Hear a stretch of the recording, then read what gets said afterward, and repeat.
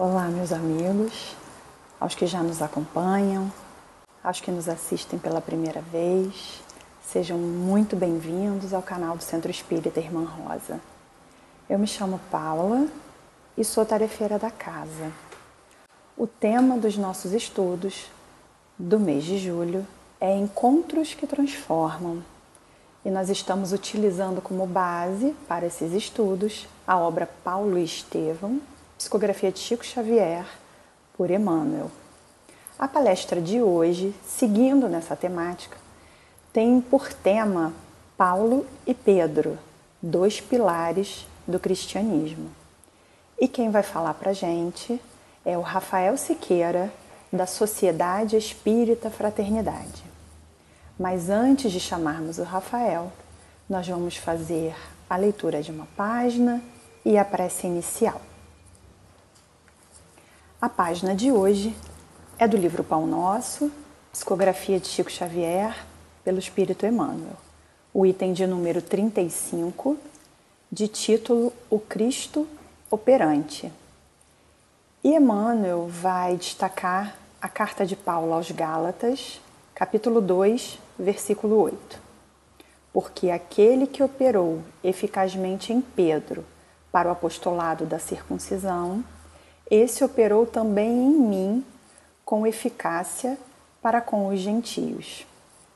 Emmanuel comenta: a vaidade humana sempre guardou a pretensão de manter o Cristo nos círculos do sectarismo religioso, mas Jesus prossegue operando em toda parte onde medre o princípio do bem.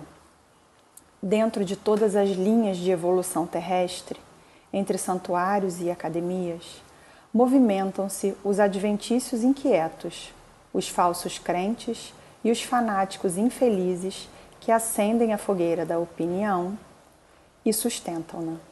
Entre eles, todavia, surgem os homens de fé viva, que se convertem nos sagrados veículos do Cristo operante.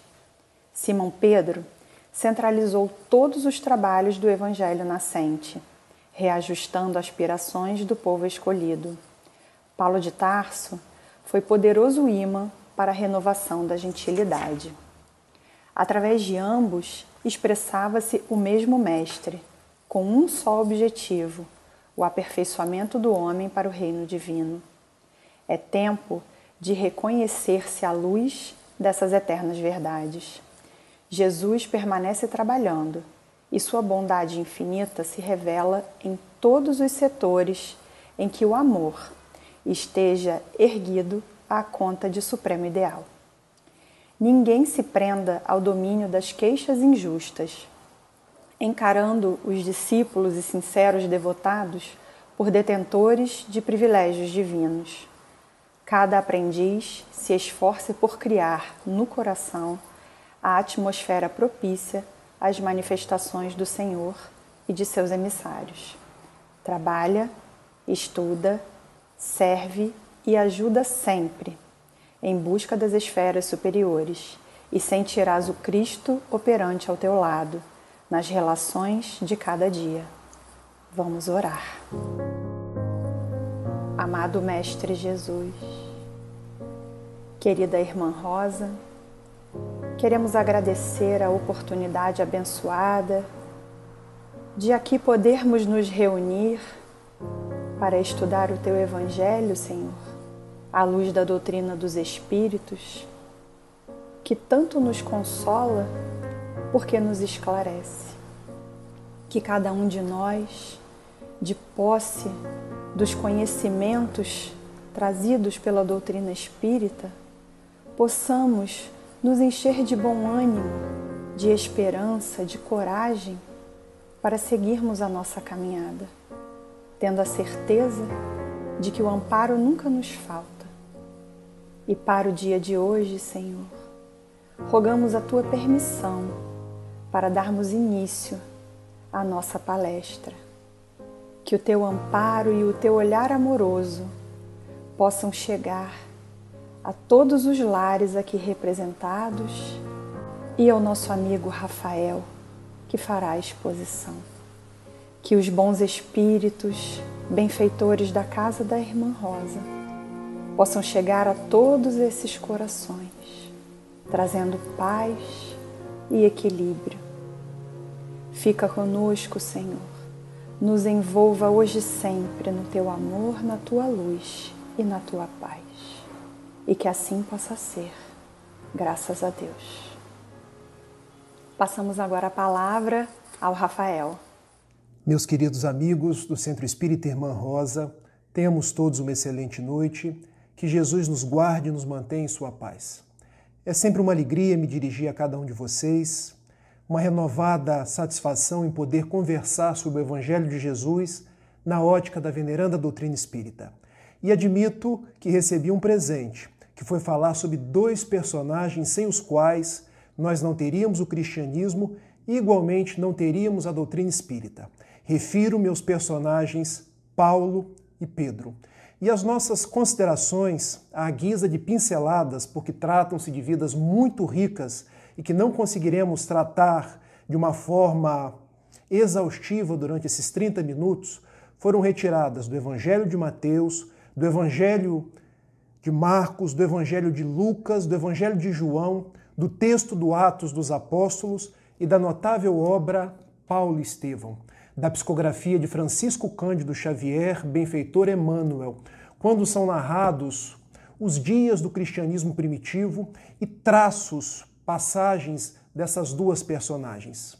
Sempre que venho a esse livro, lembro-me de uma frase formidável de Dona Ivone do Amaral Pereira, quando ela costumava dizer que nos dias da sua ansiedade, nos dias da sua angústia, nos dias dos seus problemas, ela lia Paulo e Estevão, porque lendo Paulo e Estevão, ela conseguia minorar as suas dores e renovar, reforçar os seus compromissos com Jesus. Vamos então, vamos juntos. Iniciando pelo apóstolo Pedro. Na verdade, o seu nome era Simão, Simão Pedro, filho de Jonas. Fazia parte do colégio apostólico, aqueles 12 homens iniciais que seguiram Jesus. Era o apóstolo mais velho, o apóstolo experiente, e como um traço da sua personalidade, podemos dizer que era um homem rude, mas igualmente um homem simples, um homem de muita fidelidade a Jesus. Iniciando, vamos retornar àquele dia quando Jesus, à beira do lago de Genezaré, encontrando com ele seu irmão André, o chama para seguir junto dele. E Pedro diz assim: "Mas, mestre, tu não vês que eu sou apenas um pescador?" E Jesus: "Venha comigo e eu te farei um pescador de almas." Naquele convite ali, nós podemos entrever que estava reservado a Simão e a André, mais particularmente a Simão Pedro, a tarefa de ser um bastião da fé cristã. E nós conhecemos aquela passagem quando Jesus diz a Simão Pedro: "Tu és Pedro, e sob essa pedra edificarei a minha igreja." Jesus não estava, nesta passagem, edificando uma única igreja, que é a Igreja Católica Apostólica Romana, mas trazendo a igreja do amor, a igreja da fraternidade, a igreja da boa nova de Deus que ele havia vindo trazer ao mundo. E começa ali então, naquela casinha humilde de Cafarnaum, o grande messianato de Jesus, e Simão Pedro está ao seu lado durante todos os instantes, até o final dos seus dias. Mas quando nos lembramos do apóstolo Pedro, e isso é comum entre os cristãos, entre os protestantes, entre nós os espíritas, nós volvemos o olhar às três negações. Porque vejam, nós ainda temos o mau costume de prestar atenção naquilo que é negativo. E não vemos o lado que ressalta da pessoa, o lado positivo. E a benfeitora Amélia Rodrigues, uma poetisa baiana, que escreve pelas mãos luminosas de Divaldo Pereira Franco, quando ela designa Simão Pedro, ela costuma dizer que esse apóstolo representa fraqueza, mas igualmente representa força. E por quê? Fraqueza, porque ele o negou 3 vezes, mas força, porque após as negações, ele se tornou um grande missionário. Se tornou alguém capaz de seguir Jesus e ser um bastião da fé em todos os momentos. dando um salto quântico, talvez naquela experiência que mais ressalta dos dias de Pedro, quando, na última ceia, Jesus reúne os seus 12 apóstolos e, conversando com eles, repartindo pão, repartindo vinho, ele diz que um dos seus discípulos iria traí-lo. E diz que era chegado o momento deles se darem holocausto para a remissão dos pecados e para amor daqueles que viriam após ele. E Simão Pedro, recebendo alarmado aquela fala, lhe diz: Mestre, não será assim. Nós estaremos contigo até o findar dos tempos. Eu, mestre, dou a minha vida pela sua. E Jesus diz àquele apóstolo simples, um apóstolo humilde, um apóstolo fiel, uma frase que eu quero compartilhar com vocês e que serve às nossas reflexões. Pedro, Pedro, o homem no mundo é muito mais ingênuo do que propriamente perverso. O vento que ciranda o trigo no campo querendo dobrar-lhe é o vento que vem das entidades maléficas que tentam curvar o teu coração. Mas eu roguei a Deus para que tu não desfaleça na tua fé. Mas, nesse instante eu te digo, antes que o galo cante, você me negará 3 vezes. E Pedro, nunca, mestre, eu jamais te negarei. Fazendo uma breve inflexão, o homem no mundo é mais ingênuo do que propriamente perverso. Vejam, meus amigos, nós somos, à semelhança de Simão Pedro, também ingênuos. Nós não somos essencialmente maus. Trazemos os nossos vícios, trazemos as nossas dificuldades e praticamos o mal por ingenuidade. Praticamos o mal na metáfora de Jesus porque sofremos a influência externa e o peso dos vícios que trazemos do passado. Mas Jesus conhece o lado bom de cada um de nós, conhece a nossa luz e com o tempo sabe que a nossa fraqueza transformar-se-á em força. E nada obstante, à semelhança de Simão Pedro, também o neguemos. Também no curso das nossas vidas, venhamos negando quando preferimos o poder, quando preferimos as posições de destaque, quando preferimos brigar, quando preferimos não conversar, quando preferimos a intolerância, ele confia em nós e espera o momento aprazado da nossa renovação.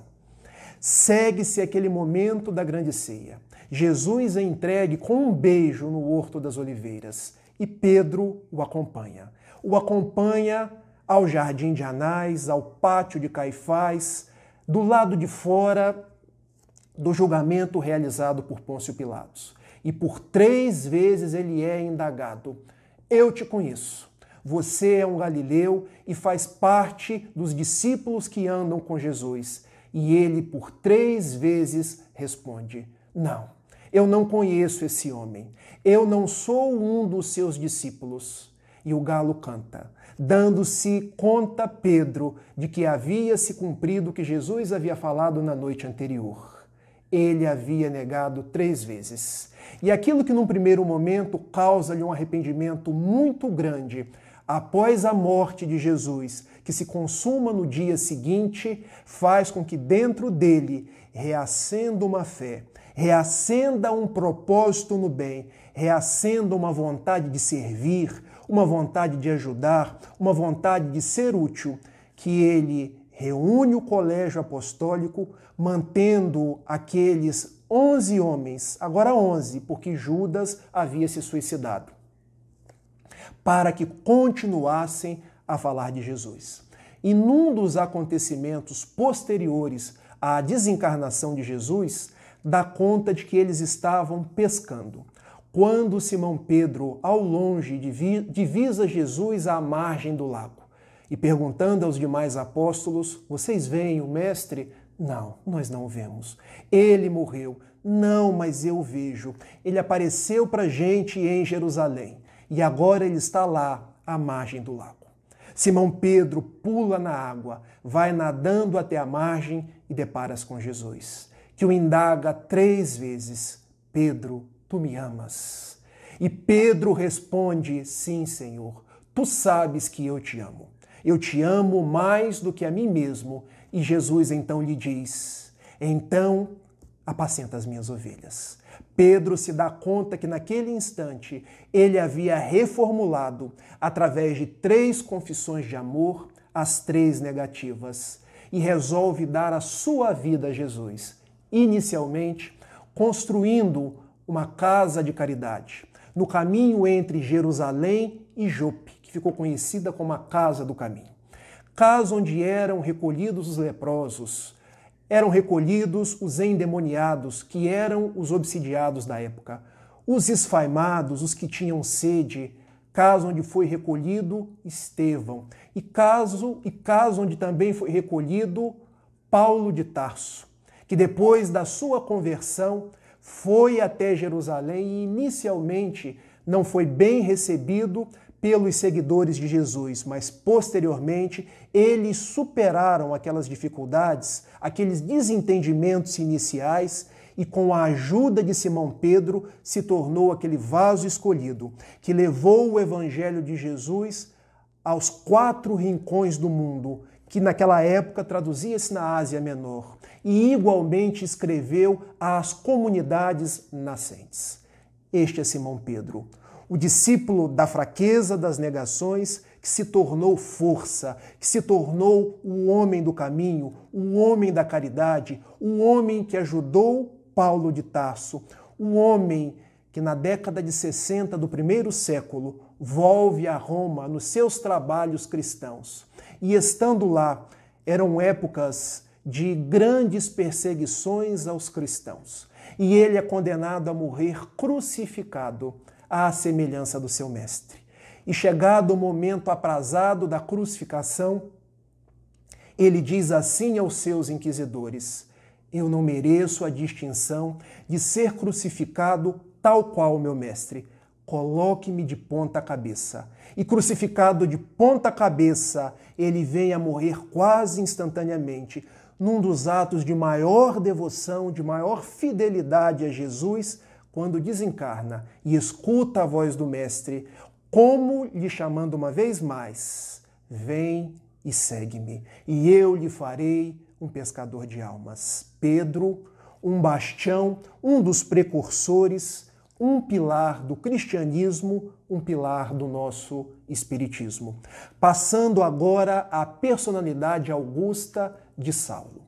Saulo, nascido em Tarso, na antiga Turquia, que era pertencente ao Império Romano, vinculado a 3 grandes povos, a 3 mundos. O mundo romano, porque sendo Tarso pertencente a Roma, ele era um cidadão romano e falava fluentemente o latim.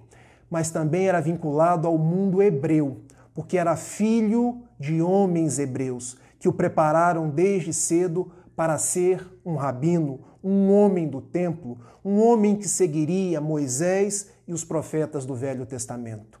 Mas Paulo teve a oportunidade de estudar, oportunidade rara naqueles dias, que tinham somente 3 faculdades no mundo: a faculdade de Antioquia, no Egito, a faculdade de Tarso, na Turquia, e a faculdade de Atenas, na Grécia. E ele estudou em Tarso e também estudou em Atenas, tornando-se um dos homens mais letrados, mais cultos da sua época.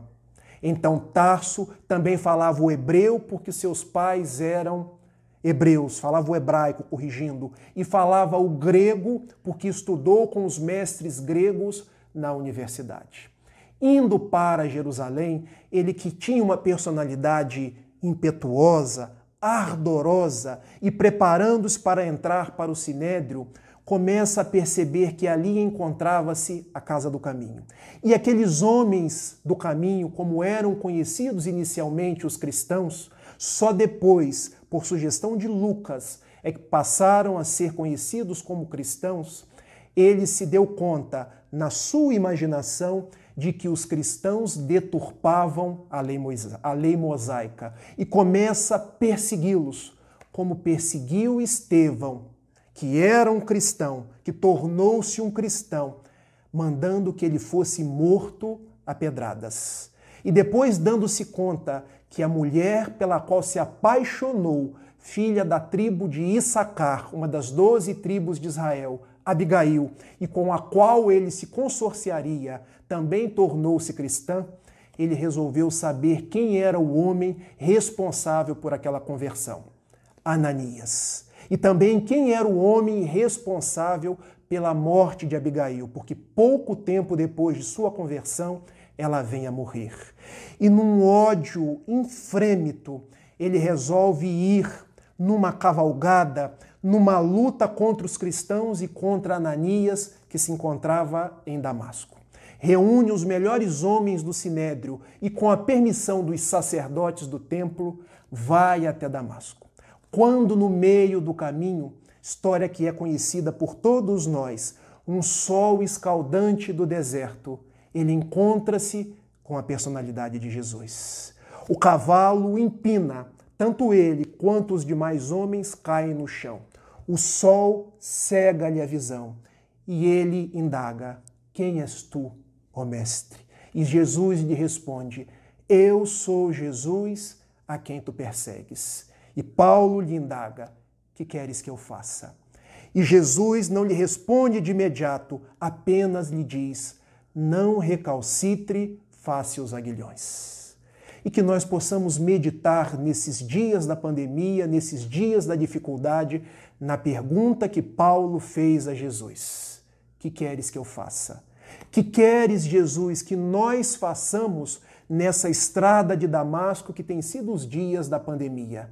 E Jesus, por certo, nos responderá, nós que igualmente temos, na grande metáfora da comparação com Paulo, as retinas queimadas pelo orgulho, pelo egoísmo, pelos vícios do mundo, Jesus nos dirá: não recalcitre ante os aguilhões. Aguilhão é aquilo que nos fere, é aquilo que nos estimula, porque se hoje vêm as dores, se hoje vêm os sofrimentos, é para nos estimular à renovação.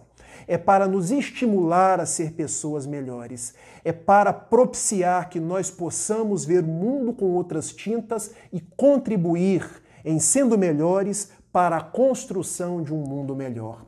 Apenas fazendo uma breve inflexão. E naquele instante Jesus diz a Saulo que se tornou Paulo. E aqui uma outra inflexão. Porque Saulo em hebraico quer dizer orgulhoso. Paulo, em latim, quer dizer pequeno. Observem, do perseguidor de cristãos, de Saulo o orgulhoso, ele faz o pregador de Jesus, o pequeno e humilde. Essa é a jornada de cada um de nós, guardando as devidas proporções. Sair do nosso orgulho, do nosso egoísmo, que são os vícios principais, conforme o Evangelho segundo o Espiritismo e o Livro dos Espíritos, para ganhar os dias da humildade, para ganhar os dias da simplicidade, para ganhar os dias do sincero convite de Jesus e do trabalho no bem. Ele vai até Damasco e o homem que queria matar vem até ele para tornar-se um grande amigo, um dirigente espiritual e para tirar-lhe as escamas dos olhos. Ele dá a sua vida a Jesus e nos conta o livro Paulo e Estevão e também o livro dos Atos dos Apóstolos que ele resolve dedicar sua vida a falar do Filho de Deus, a falar do Evangelho, a falar da boa nova de amor, da boa nova de misericórdia. Mas isso não se dá de imediato, porque 3 anos ele passa no deserto de Palmira, onde faz aquilo que nós espíritas sabemos em a questão 919 como sendo o processo de autoconhecimento. Ele mira sua vida antes de perseguidor, de impetuoso, de alguém que tinha os olhos firmes numa lei dura para o futuro que ele ansiava para a sua vida. Ele remonta os seus vícios e projeta o seu compromisso de amor, fazendo aquele exercício 3 anos no deserto. Depois retorna para Tarso e vocês acham que ele começa o trabalho de imediato? Não. Ficam outros 3 anos trabalhando como humilde tecelão. Volta ao seu tear para aprender na forja da humildade que os trabalhadores de Jesus serão conhecidos por muitos se amarem, pelo compromisso de servir e não ser servido, até que vai a Jerusalém, ao encontro de Pedro, que se torna de início um inimigo, naquelas confusões iniciais se os homens deveriam ser circuncidados ou não circuncidados, naquela discussão se o que mais importavam eram os dogmas, a letra que mata ou o espírito, a essência que vivifica. E Simão Pedro, de adversário inicial, torna-se um grande amigo, um grande propulsor das atividades de Paulo, que juntamente com Barnabé, um outro grande amigo da ilha de Chipre, fundam a primeira igreja, a igreja de Antioquia, que nós podemos saber que foi uma igreja cristã. E vocês, quando me ouvem falar numa igreja, não pensem que era uma igreja tal qual nós conhecemos hoje, uma igreja de pedras, uma igreja de templo, não.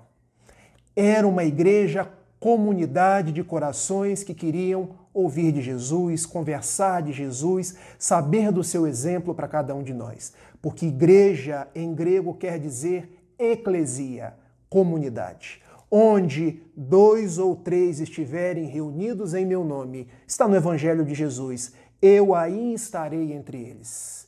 E daí ele começou a formar igrejas em Antioquia, em Corinto, em Colosso, em Tessalônica e nos mais variados rincões da Ásia Menor.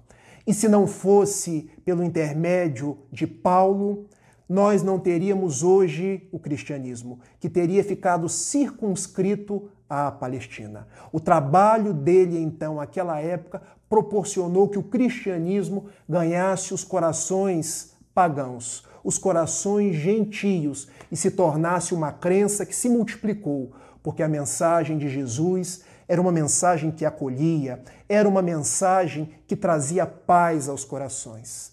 Quando no ano de 52, muitas igrejas já haviam sido formadas, mas ele tinha o grande compromisso de continuar. Mas onde chegava, recebia pedradas. Era açoitado, era perseguido.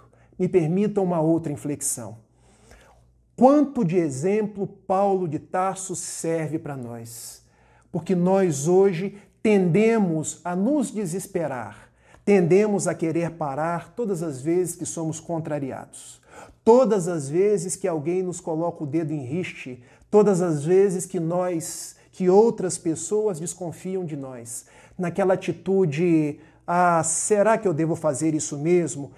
Será que... São os melindres que nós trazemos em nós e que muitas vezes nos levam à inação. Paulo de Tarso, meus amigos, falava de Jesus debaixo de vara, debaixo de pedradas, sendo preso e depois solto.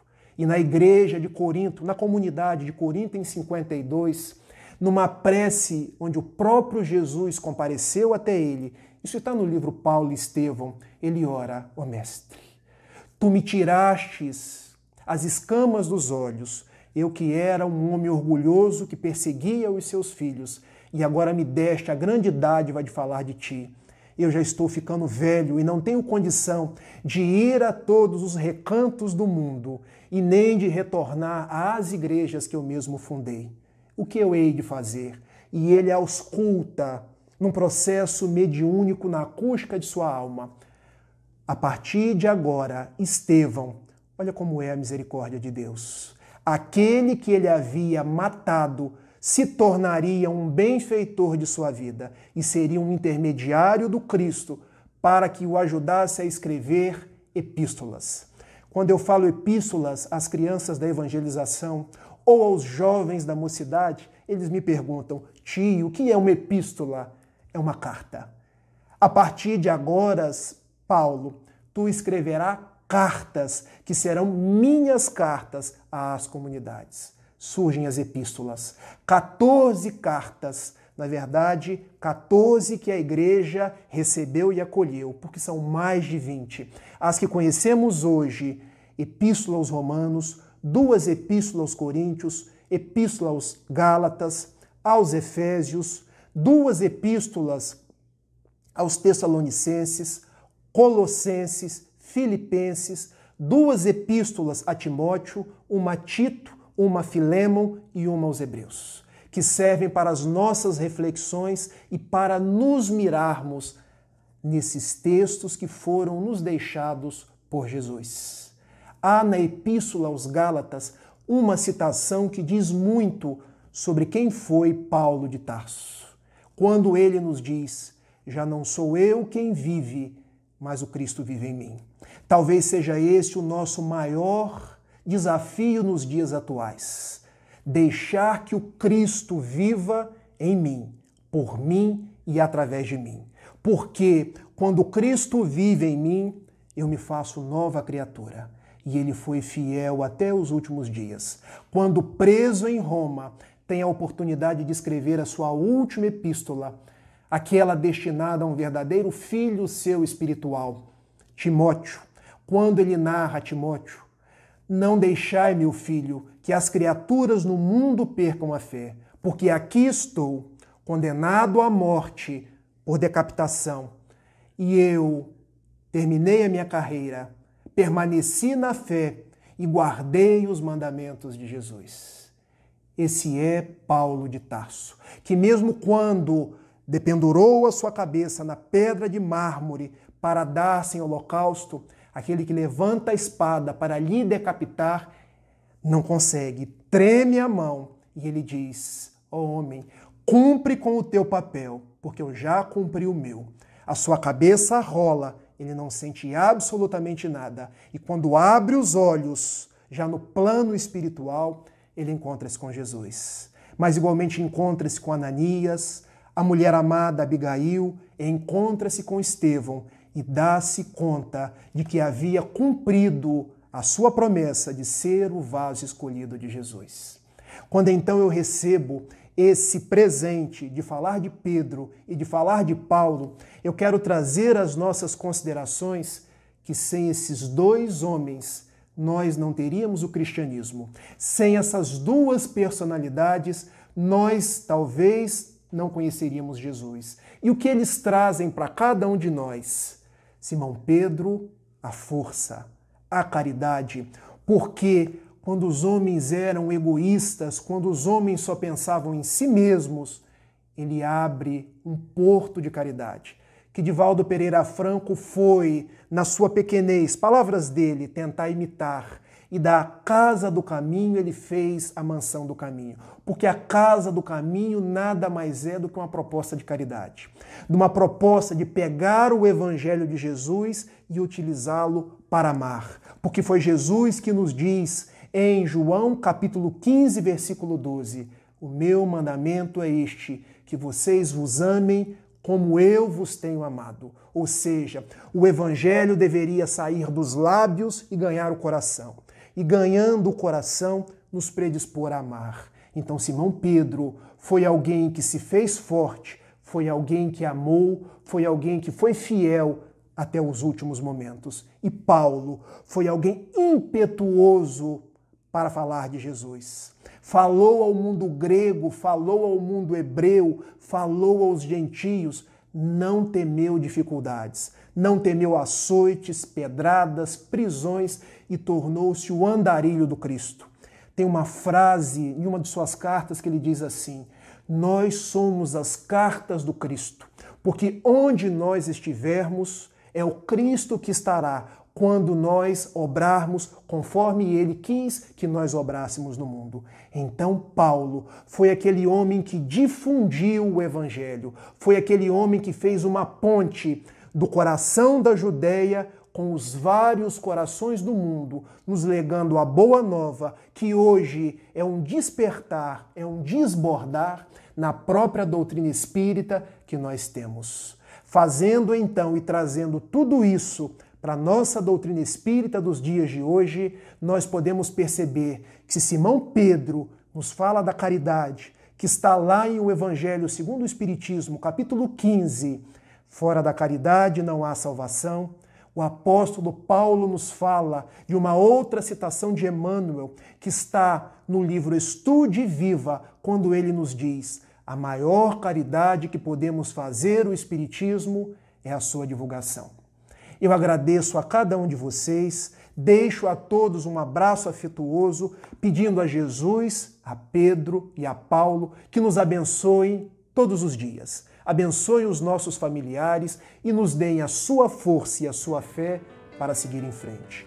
Eu termino com uma oração psicografada por Francisco Cândido Xavier, pelo benfeitor José Silvério Horta, quando, à semelhança da oração que o Mestre nos ensinou, o benfeitor nos diz assim: Pai nosso que estais nos céus, na luz dos sóis infinitos, Pai de todos os aflitos, neste mundo de escarcéus. Santificado, Senhor, seja o teu nome sublime, que em todo o universo exprime concórdia, ternura, amor. Venha ao nosso coração o teu reino de bondade, de paz e de claridade na estrada da redenção. Cumpra-se o teu mandamento, que não vacile nem erra, nos céus como em toda a terra, ainda de lutas e de sofrimento. Evita-nos todo o mal e dá-nos o pão do caminho, feito com a luz e com o carinho do pão espiritual. Perdoa-nos, meu Senhor, os débitos tenebrosos, de passados escabrosos, de iniquidade e de dor. Auxilia-nos também, nos sentimentos cristãos, a amar os nossos irmãos que permanecem longe do bem. Com a proteção de Jesus, de Paulo, de Estevão, de Pedro, livra nossa alma do erro, neste mundo de desterro, distante da tua luz. E que a vossa ideal igreja, que o vosso ideal centro espírita, seja o altar da caridade, onde se cumpra em verdade o vosso infinito amor. Hoje, agora e sempre, Senhor. Meus votos de muita paz, pedindo a Jesus nos abençoe e um grande beijo.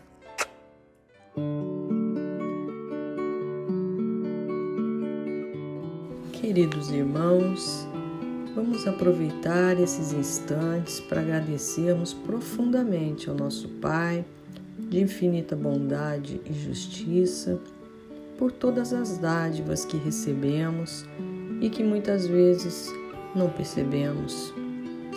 Vamos agradecer em primeiro lugar pela vida, essa oportunidade bendita de redenção, de podermos aprender com os nossos equívocos passados e prosseguirmos no caminho da evolução.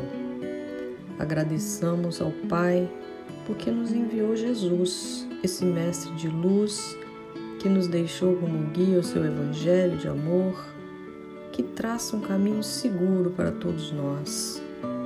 Pai, pedimos nesse momento que nos auxilie a ter coragem, perseverança e resignação para superarmos todos os obstáculos que se apresentam em nossa vida cotidiana, sempre, Senhor, com muito equilíbrio e muita fé.